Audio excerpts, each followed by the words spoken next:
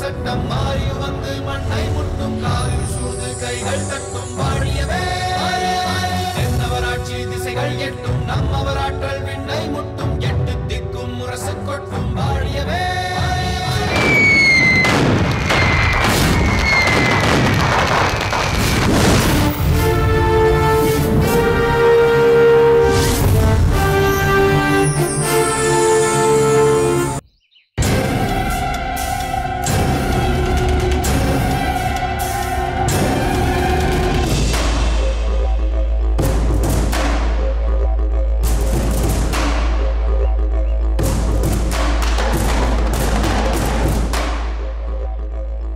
வாழ்க அழுந்தூர் வேளாரே, வாழ்க உங்களது வற்றாத வீரம். என்ன மங்கம்மா, எதற்கு இந்த வாழ்த்து? செயற்கரிய செயலை செய்துவிட்டு வந்திருக்கிறீர்களே, அதற்காக பலே என் மணாளர், சபாஷ் என் கணவர் என்று பாராட்டுவதற்காகத்தான். எதற்கு இந்த புகழ்ச்சி என்றும் புரியவில்லை. இது உன் உள்ளத்திலிருந்து வரும் நெஞ்ச புகழ்ச்சியா அல்லது வஞ்ச புகழ்ச்சியா என்றும் தெரியவில்லை. அடடா, இதென்ன சங்கடம்! நான் எதை செய்தாலும் என் மீது சந்தேகமா? தங்களுடைய வீர செயலை நினைத்து என் மனம் புலாங்கிதம் அடைந்து விட்டது. அதனால்தான் புகழ்ந்து பேசினேன். எப்படி நீ பேசுவதற்கான காரணம் என்னவென்று இன்னும் நீ சொல்லவில்லையே. ஏன்? அப்படி ஒரு காரியத்தை செய்தவருக்கு நான் எதை சொல்ல வருகிறேன் என்பதை பற்றி புரியவில்லையா? ஒருவேளை அதில் தோல்வி அடைந்து விட்டதால் ஏன் அதை பற்றி பேச வேண்டும் என்று நினைக்கிறீர்களா? எதையுமே நேருக்கு நேராக உன்னால் சொல்ல முடியாதா? சரி சரி, கோபித்துக் கொள்ளாதீர்கள். நீங்கள் சேர மன்னரை கொல்ல முயன்று தோற்று போனீர்களே, அதைத்தான் நான் சொல்கிறேன். அதில் நீங்கள் வென்றீர்களா இல்லையா என்பதை பற்றி எனக்கு கவலை இல்லை.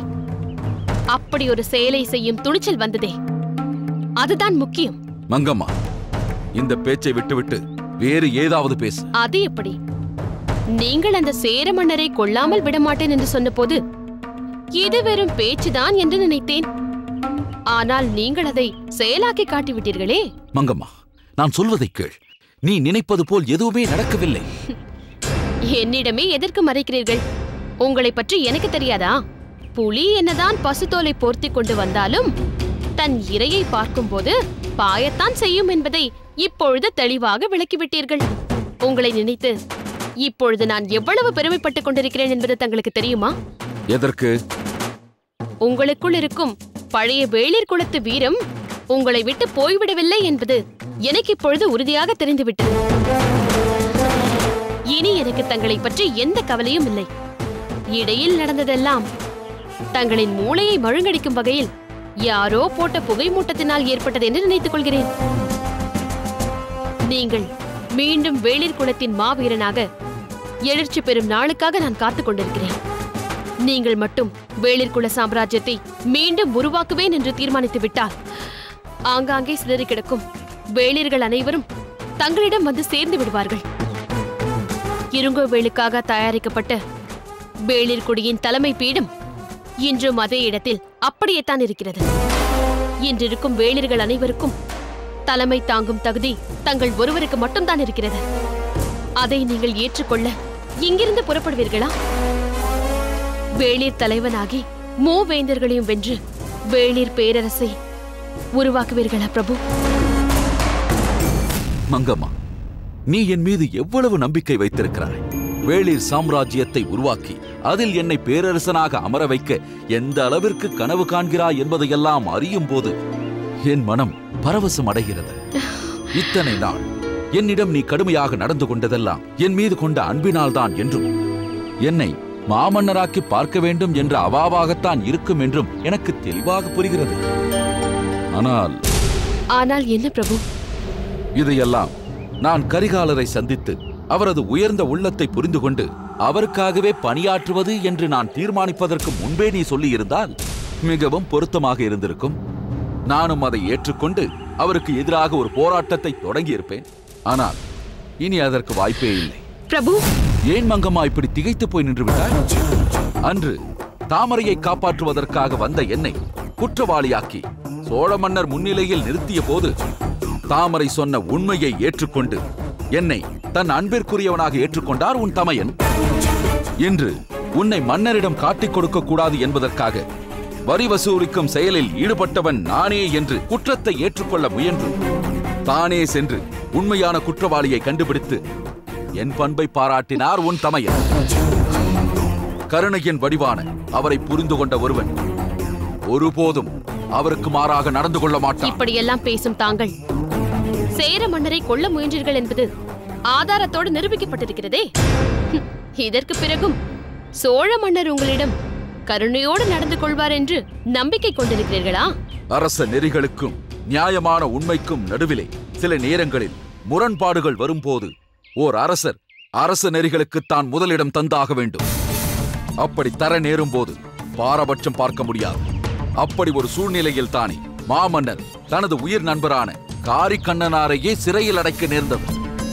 அப்படி ஒரு நிலை எனக்கு ஏற்பட்டால் அதை நான் மகிழ்ச்சியோடு ஏற்றுக்கொள்வேன். அப்படியானால் சேர மன்னரை தாங்கள் கொல்ல முயலவில்லை என்று கூறுகிறீர்களா? இன்னும் உனக்கு அதில் சந்தேகமா? இப்பொழுதும் சொல்கிறேன், சேர மன்னனை என் கரத்தாலேயே கொன்றுவிட வேண்டும் என்று சொல்லும் அளவிற்கு என் மனதில் அவன் மீது வஞ்சம் இருக்கிறது.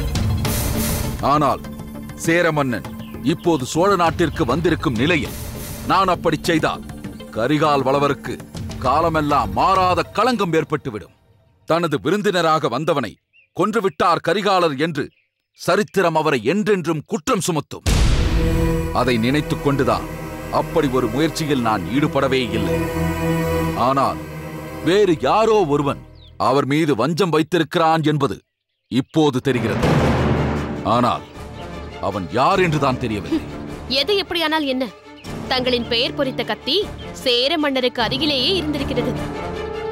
சேர மன்னர் சோழ மன்னரின் அவையிலேயே தாங்கள்தான் குற்றவாளி என்று கூறி நீதி கேட்டிருக்கிறார்.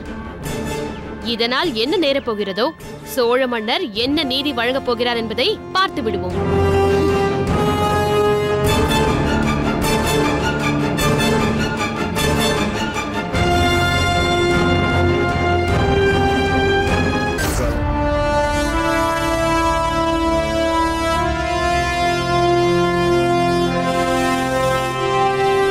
பிரபு, வாவானவன்மாதேவி, இன்று தங்களுக்கு என்னவாயிற்று? உணவருந்து அமர்ந்த போதும் தங்கள் மனம் அதிலில்லை. சரியாக சாப்பிடாமல் எழுந்து கொண்டீர்கள். இப்படி சங்கடப்படும் அளவிற்கு அப்படி என்னதான் நடந்துவிட்டது? சேர மன்னர் வந்தது முதல் நடந்த அனைத்தையும் அறிந்தவள் நீ. நீ இப்படி கேட்கலாமா? அவர் வந்தது முதலே தங்கள் அமைதி போய்விட்டது. அவர் தமது மகளை நம் மைந்தனுக்கு மணமுடிக்க வேண்டும் என்ற கோரிக்கையோடு வந்ததை நிறைவேற்ற முடியவில்லையே என்ற வருத்தம் தங்களை வாட்டுகிறது. உண்மைதான் வானவன் மாதேவி. பாண்டிய நாட்டோடு நான் நட்பு பாராட்ட விரும்பிய பொழுது எந்த பிரச்சனையும் இல்லை. சிறு சிறு இடையூறுகள் ஏற்பட்டாலும் அவை அவ்வப்பொழுது சரியாகிவிட்டன. பிறகு இரு நாட்டிற்குமே மன உறவு வரை சென்றது. ஆனால் சேர மன்னர் மன உறவு நாடி வந்திருக்கிறார். அவரோடு நட்பு என்பது கூட தொடருமா என்று சந்தேகமாக இருக்கிறது. ஏன் அப்படி சொல்கிறீர்கள்? அவர் நம்மோடு கொண்ட நட்பு நீடிக்க வேண்டுமென்றால் நமக்கு உண்மையாக நடந்து கொள்ளும் ஒருவரை இங்கிருந்து அனுப்ப வேண்டும் என்கிறார். இப்பொழுது அதற்கு மேலேயும் போய் தன்னை கொல்ல வந்ததே அவன்தான் என்று குற்றம் சாட்டுகிறார். யார் மீது குற்றம் சாட்டுகிறார்? விஜயபூபதியின் மீது.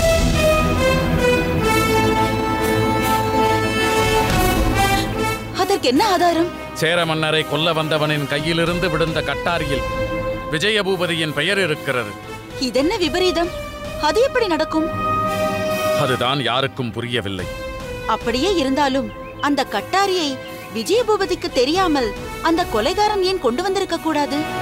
அவர் மீது பழி சுமத்த வேண்டும் என்பதற்காகவே அப்படி செய்திருக்கலாம் அல்லவா? நானும் அதைத்தான் யோசிக்கிறேன். அதனால்தான் அவசரப்பட்டு ஏதும் தீர்ப்பளிக்க முடியாது என்றேன். அதற்காக சங்கடப்பட்டுக் கொண்டு சேர மன்னர் அங்கிருந்து சென்று விட்டார். இங்கே பாருங்கள், இது நமது சோழ நாட்டு பிரச்சனை.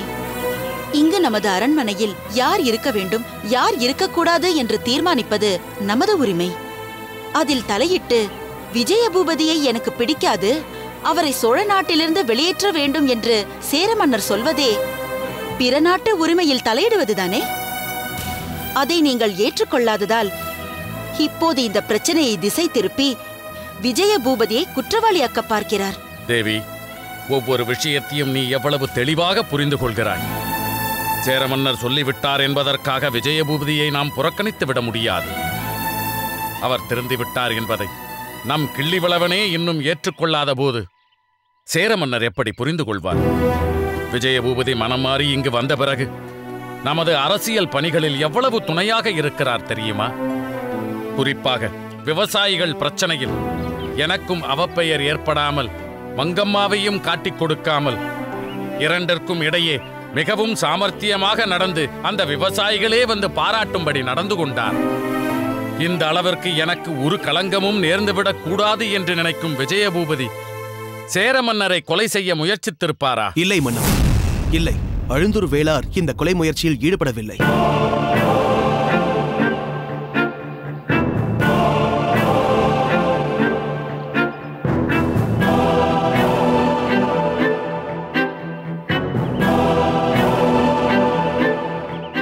வணங்குகிறேன் மன்னா. வா பார்த்திவா. ஆமாம், நீ எப்பொழுது வந்தாய்? இப்போதுதான் வந்தேன் மன்னவா. அரசியாரும் தாங்களும் தனிமையில் உரையாடும் இடத்திற்கு நான் வந்தது தவறுதான். ஆனால் நான் சொல்ல வந்த விஷயத்தை யாருமற்ற சூழலில்தான் சொல்ல முடியும் என்பதால் தான் நான் வந்தேன். அதனால் ஒரு பாதகமும் இல்லை. நீ எதை பற்றி சொல்ல வந்தாய்? முதலில் அதை சொல். தாங்கள் சொன்னது போல் அழுந்தூர் வேளார் அந்த கொலை முயற்சியில் ஈடுபடவில்லை என்பதை தான் சொல்ல வந்தேன். அவருக்கும் இந்த கொலை முயற்சிக்கும் எந்த சம்பந்தமும் இல்லை என்று என்னால் உறுதியாக கூற முடியும். எதை வைத்து நீ அவ்வளவு உறுதியாக கூறுகிறாய்? ஏனென்றால் அந்த கொலையாளியை நானே நேரில் பார்த்தேன். என்ன, நீ பார்த்தாயா? ஆம் மன்னவா. எப்பொழுது? அந்த கொலை முயற்சி நடந்த அன்றைய இரவு. பார்த்திபா, என்ன நடந்தது என்பதை விரிவாகச் சொல். மன்னவா, சேர மன்னர் என் பாதுகாப்பிற்கு நீ வர தேவையில்லை என்று சொல்லி இருந்தாலும் சோழ நாட்டிலிருந்து அவர் செல்லும் வரை அவரை பாதுகாக்க வேண்டியது நமது கடமை அல்லவா? அதனால் அந்த பணியை அவருக்கே தெரியாமல் தொடர்ந்தேன். அதன்படி அவரை கண்காணித்துக் கொண்டிருந்த போது சந்தேகப்படும்படியாக ஒருவன்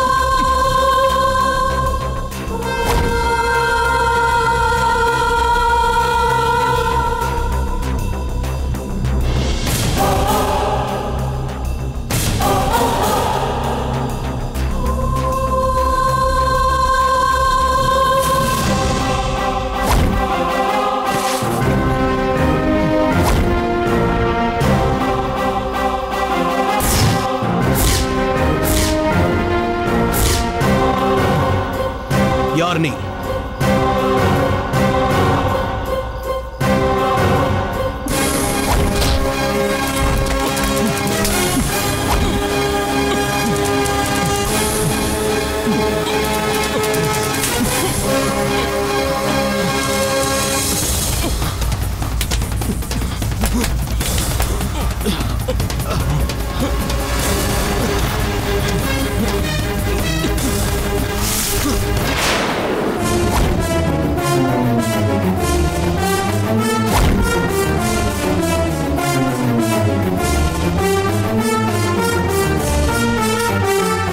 இளவரசி, நீங்களா?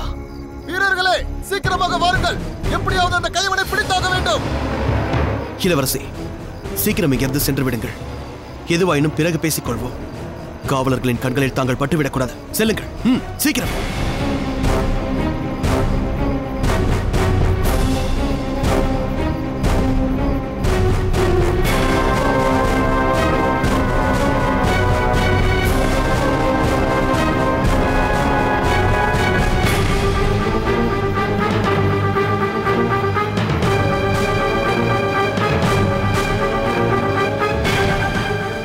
யாராவது வந்தார்களா?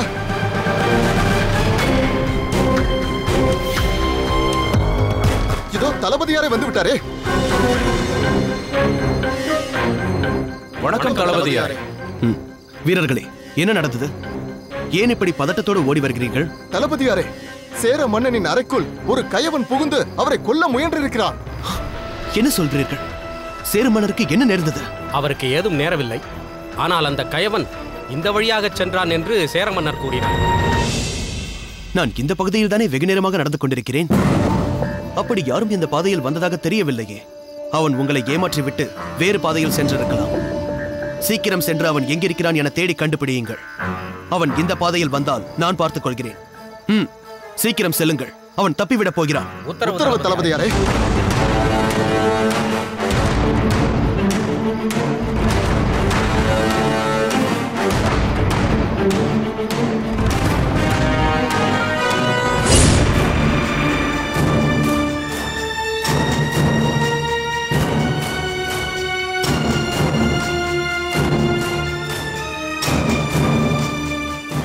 அந்த நிகழ்ச்சியை கேட்டே நீங்கள் இப்படி திகைத்து போய் நிற்கிறீர்கள் என்றால் நேரில் பார்த்த எனது நிலை எப்படி இருந்திருக்கும் மன்னவா?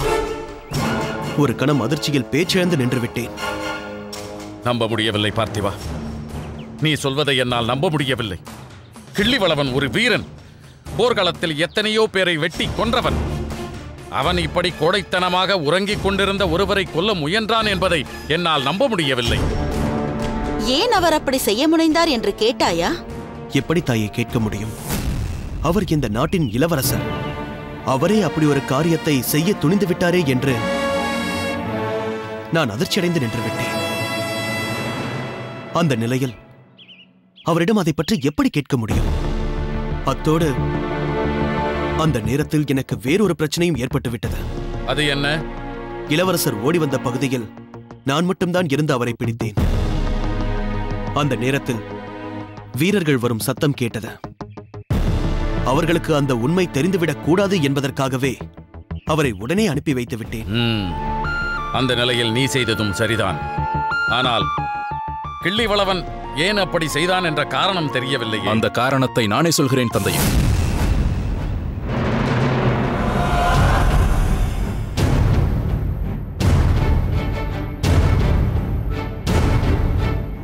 கிள்ளிவளவா, நீ எப்பொழுது வந்தாய்? பார்த்திபன் தங்களிடம் என்னை பற்றி சொல்லும் போதே வந்துவிட்டேன். எனக்கு ஒரே குழப்பமாக இருக்கிறது. பார்த்திபன் சொல்வதெல்லாம் உண்மைதானா? அனைத்தும் உண்மைதான் தந்தையே. அப்படியானால் சேர மன்னரை கொலை செய்ய முயற்சித்தது நீதானா? ஆம் தந்தையே.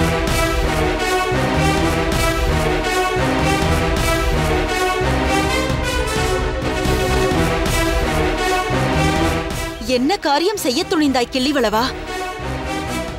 இது எவ்வளவு விபரீதமான செயல்! அந்த நேரத்தில் எனக்கு வேறொன்றும் தெரியவில்லை. என் மனம் முழுவதும் அவர் மீது கொண்ட கோபம் மட்டுமே நிறைந்திருந்ததால் அப்படிப்பட்ட செயலில் நான் ஈடுபட்டேன். மிகப்பெரிய தவறு செய்ய துணிந்து விட்டாய் கிள்ளிவளவா. விருந்தினராக வந்திருக்கும் ஒருவரை உறங்கும் பொழுது சென்று கொல்ல துணிவது எவ்வளவு இழிவான செயல் என்பது உனக்கு தெரியாதா? இது மட்டும் நடந்திருந்தால் காலம் காலமாக வளர்ந்து வந்த சோழ நாட்டின் புகழ் ஒரே நாளில் அழிந்திருக்குமே. சேர மன்னரும் நம்மைப் போலவே ஒரு பேரரசர் அல்லவா? சேர நாடு இன்று உள்நாட்டு பூசலால் தமது எல்லைகளை சுருக்கிக் கொண்டு இரு பிரிவாக பிரிந்து நிற்கிறதே தவிர அது ஒன்றாக இணைந்திருந்தால் நம்மைப் போலவே பறந்து விரிந்த சோழ சாம்ராஜ்யமாக விளங்கி இருக்குமே. அதற்கு ஒரு வாய்ப்பாகத்தான் அவர் தமது மகளை உனக்கு மனமுடித்து தந்து நமது உறவை பெற்றுவிட துடிக்கிறார் என்பதை நீ அறிவாயா? என்று அவர் இப்படி ஒரு கோரிக்கையை வைத்து எனக்கு மடல் எழுதினாரோ அன்றே அதை நான் உணர்ந்து கொண்டேன். ஆனால் அதை யாரிடமும் வெளியே சொல்லிக் கொள்ளவில்லை. சேர மன்னர் நினைத்தது போல் அந்த திருமணம் நடந்தால் நல்லது என்று நானும் விரும்பினேன். ஆனால் நீ மனோரஞ்சிதத்தை விரும்புகிறாய் என்று அறிந்ததால் சேர மன்னரிடம் வாக்குறுதி தராமல் தாமதித்தேன். நீ செய்ய நினைத்த தகாத செயல் மட்டும் நேர்ந்திருந்தால் சம்பந்தம் பேச சென்றவரை சம்பந்தம் இல்லாமல் கொன்றுவிட்டார்கள் சோழர்கள் என்ற அவப்பெயர் ஏற்பட்டிருக்கும். கிள்ளிவளவா, எதற்காக இத்தகைய இழிவான செயலை செய்ய துணிந்தாய்? அதற்கு என்ன அவசியம் வந்தது? தாங்கள் மனோரஞ்சிதம் பற்றி குறிப்பிட்டீர்களே, அதுதான் காரணம். சேர மன்னருக்கும் மனோரஞ்சிதத்திற்கும் என்ன சம்பந்தம்? அவர் அவள் விஷயத்தில் செய்ய நினைத்த கொடுமையான செயல்தான் சம்பந்தம். என்ன சொல்கிறாய் கிள்ளிவளவா? மனோரஞ்சிதம் விஷயத்தில் சேர மன்னர் தலையிட வேண்டிய அவசியம் என்ன? அவள் விஷயத்தில் அவர் என்ன செய்துவிட வேண்டும் என்று நினைத்தார்? அதை கேட்டால் தாங்கள் திகைத்து போவீர்கள் தந்தையே.